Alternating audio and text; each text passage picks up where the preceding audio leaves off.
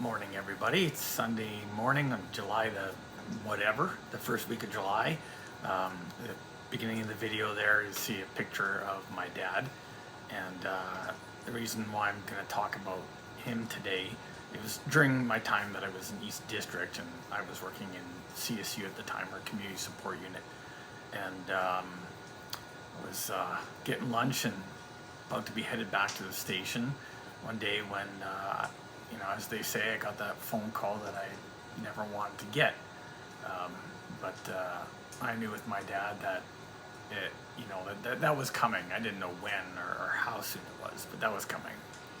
So my partner and I had just picked up lunch from a place on North Main that has good Middle Eastern food, and I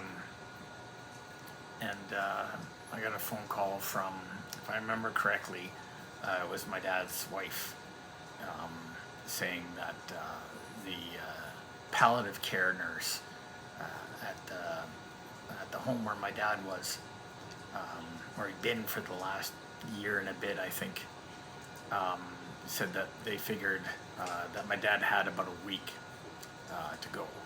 And my dad had been sick for quite a while. Couple of years anyway, and the first progression of it was the dementia. And not to sound callous, but with my dad and that side of the family, my family history, mental illness, well, it's a real concern for me now, and it was a real fact of life because it's quite prevalent on that side of things.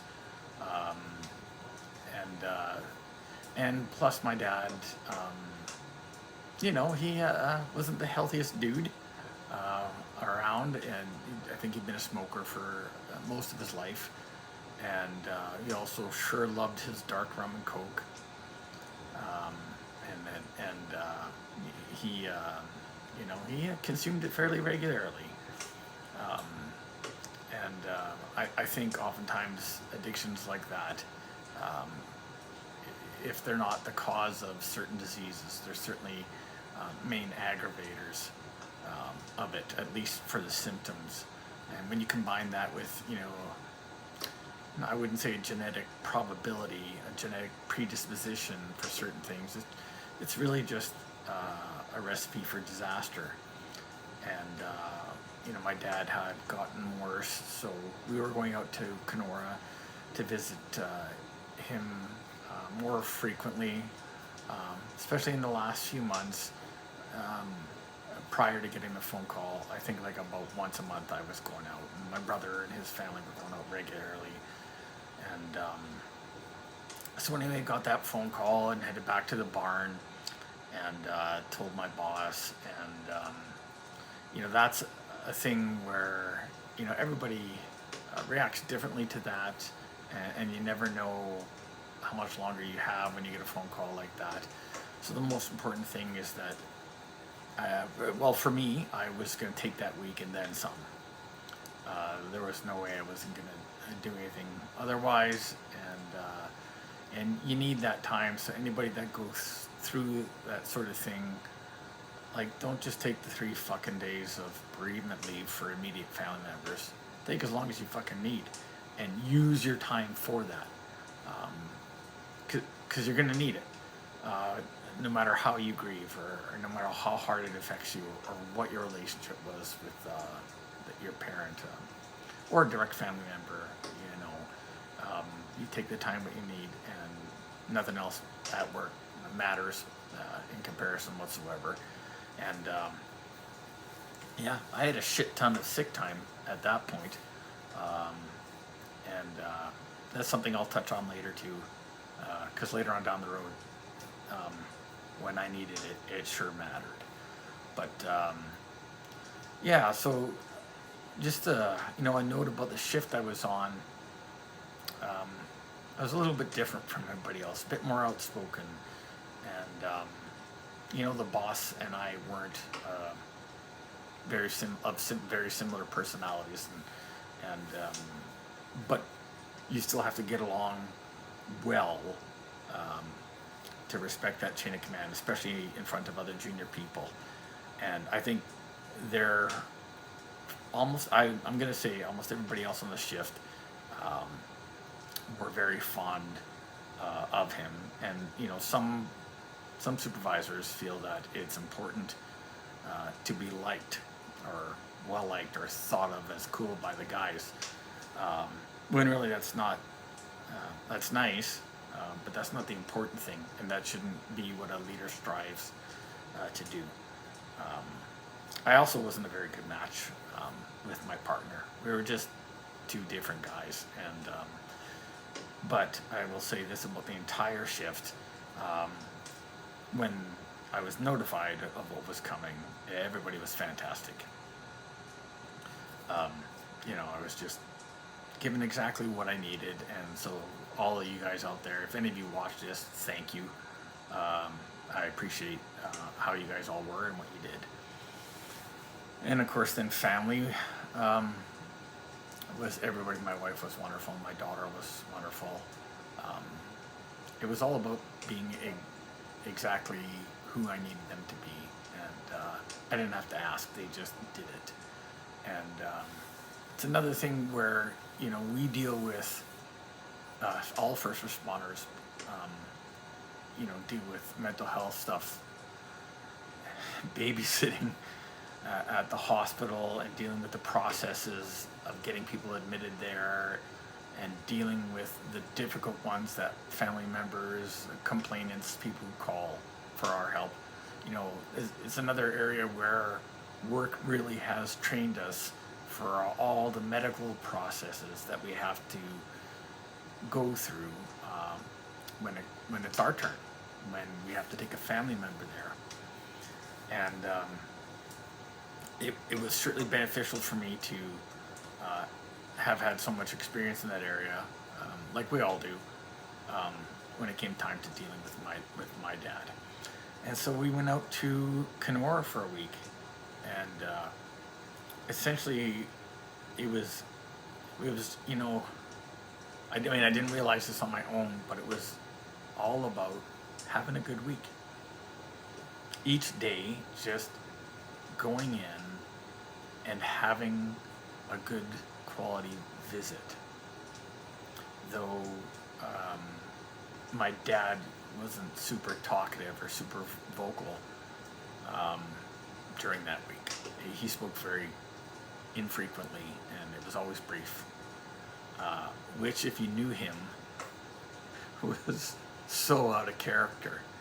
He was an extremely theatrical, an extremely verbal, an extremely linguistic fella who was dramatic in his communications often because he just loved it, and he loved people's reactions, and he just had a natural sort of instinct and talent. And that's how he was around people. Part of it, I'm sure, was his own personality, and part of it, no doubt, was having been a member of a theater group here in Winnipeg for so long. Probably not motivated, but affected how he was. And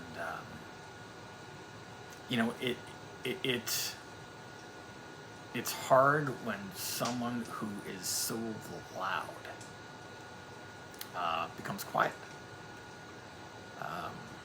whether it's because of a disease or whatever. But their natural shine or sparkle just isn't there. But you still had to go and just visit with him, and even if he didn't talk back, you just sat there and talked to him, and you just remembered good things and just focused on positive things, hard as it was. For me, it was also it's a very humbling experience when, of course, the staff and the care there, the aides and the nurse, were all fantastic and attentive. It really was great that way for a home. You know, there are times where you as a family member, where I um, had to help my dad have some dignity, and that, you know, taking him to the bathroom and helping him clean up, and when you have to wash and clean your parent, you know, not things that you ever think about or plan for, and there's no handbook for how that affects you upstairs, um, but you just have to think, well, what would I want if that was me? How would I want to be treated? And you just have to remember it's all about giving dignity in the time left that you have. And I remember some of the sort of funny, sort of sad stories of when my dad was there, not in the week that I was visiting, but before. You know, he wandered off of his area, the secure board, broke a window to get out, wandered far in the wintertime, and thankfully the OPP guys in Kenora found him quickly and brought him back. And you know, I don't know why I think that's funny, but I think just the image of you know, a not well dressed, beer bellied French Canadian cursing guy breaks out and has to deal with the cops is just funny. You know, it's for an image or a scene. It's not something that you think about. I can just imagine how colorful that conversation may have been. And of course, there were other people in the wing too. So, you know, there were times where we would take turns taking my dad for a walk down the hallway, just a short distance. So many things are fucking inappropriate. So things that he would say about the other residents of the home when they were passing by or approaching you, or things that he would say when the nurse came into the room. One thing in particular in that last week, I think some of my close friends know how that conversation will end and how embarrassing it was. And I don't think I'm going to repeat it, funny as it fucking is, but I'll try to sum it up without, you know, offending anyone, family and friends included. But the nurse, who was quite obviously gay, came in to check on my dad one evening, and my dad told me to watch out because the nurse was gonna try something with him, and it just my head sunk, and I just said, you can't say things like that. And the nurse, who, being in that position, you know, just had the best way of dealing with it, just said, don't worry, it's okay, you know. Fuck. It brings a tear to my eye, and tears, when I think about that story. But you can always message me if you know me, if you want to know what it was. But let your imaginations wander, and you'll probably get close to it anyway. But anyway, so I took the time that I needed, and losing my dad was hard. I didn't think about work at all, and nobody in my shift and my boss checked in on me while I was away, just to touch base and see how I was doing, which is what good people should do. But I wasn't at all concerned with not being there. And, you know, I guess the only reason why I bring that up a little bit is for anyone that this happens to, you know, don't be concerned. Ignore your fucking email. Even if you have court, like, just get a partner or someone to call a crown, and because there's fuck all more important than being there when you need to be. And yeah, and it was extremely accurate. The day that I got a phone call, it was exactly a week after that he passed. Everybody at the home was wonderful, and family discussions were tough because there's a lot of things to talk about, and a lot of arrangements to be made. And this was just sort of right prior to COVID really taking effect. So I'm kind of glad in that regard because it allowed us to have a really good service and a celebration of life, which is important. And I love that because in the old days it used to just be all about funeral, but having a celebration of life, life, and being around friends and family and having good memories and talking about them. That's the only way to do it. And the second, which is the French Theatre Group, or CCFM on Provence, is where we had it, and they were wonderful as an organization and a location. And a lot of my family members were, just so key in making that happen. And so many people, friends, family, people from work, were there, and I couldn't have asked for more, nor could have my dad. And so yeah, and then when it came time to go back to work, I did, and yeah, so that's it for that. After that year in CSU, I went back to GP and was on a shift with some wonderful people, and I got a chance to have some wonderful partners, hardworking, good guys and gals.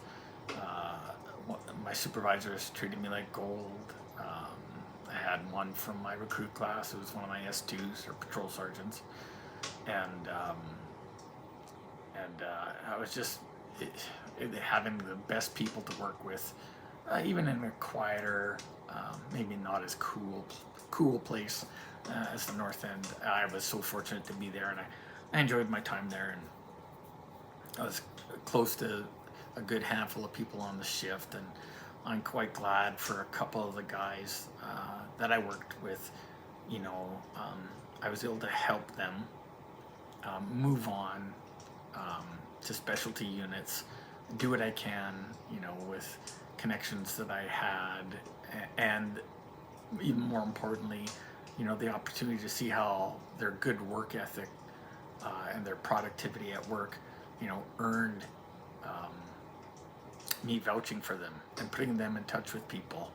And a couple of those guys in particular, got to go into units like our TAC unit, and one guy later on went to Division 40. And that's an important topic, because quite often as a senior guy you'll get the opportunity to vouch for somebody, and all too often it's because that person is your buddy, or either your hockey buddy or your drinking buddy, or he's a good guy.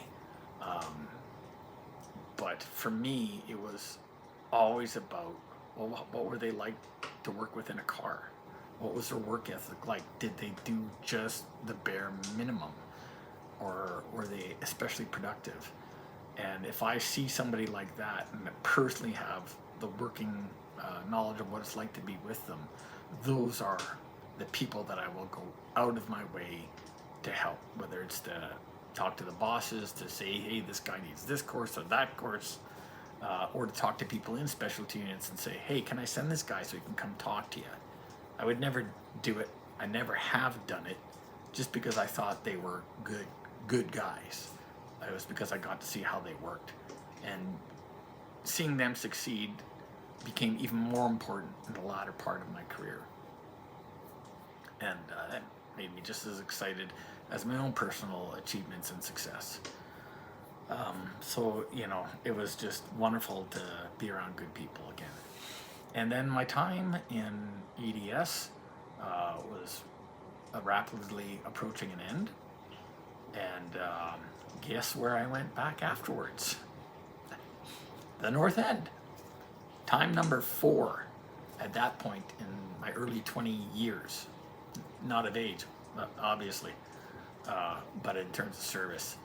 And just a note about that is, you know, the year before I wanted to go back there, even at that stage in my life and career, even though I knew some of the guys on the one shift in particular I wanted to go to, once again, I can't stress how important this is. I went and talked to the bosses ahead of time. I knew them, but I still went and expressed my desire to go to a specific shift. And I never expected that I would just be granted the opportunity to transfer what division I wanted to go to, or to what particular shift I wanted to go to. I went and established those contacts early, and I stayed in contact with them. And that kind of communication is key. You know, don't ever expect, even at that stage in your career, when you've worked with those people before, don't just say, hey, got a spot for me. Go and talk to them. Maintain that contact. Let them know that you're interested, because you know that that shift's going to talk about it as a whole. And always know that it's a competition, whether it's 1 spot, 2 spots, or 6 spots. You don't just automatically deserve it, you have to earn it. And yeah, so next time on the next story episode that I do, I'll talk about getting back to the North End again, and also talk about last episode I mentioned there were 2 tragedies that happened while I was in East District, and I should correct myself.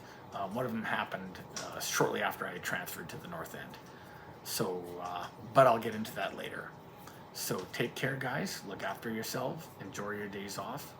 And remember, if you're ever feeling like you're having a hard time, call 988. Talk to a peer support person. Talk to behavioral health unit. You're stronger for doing it. I know I am. Love you guys. Take care.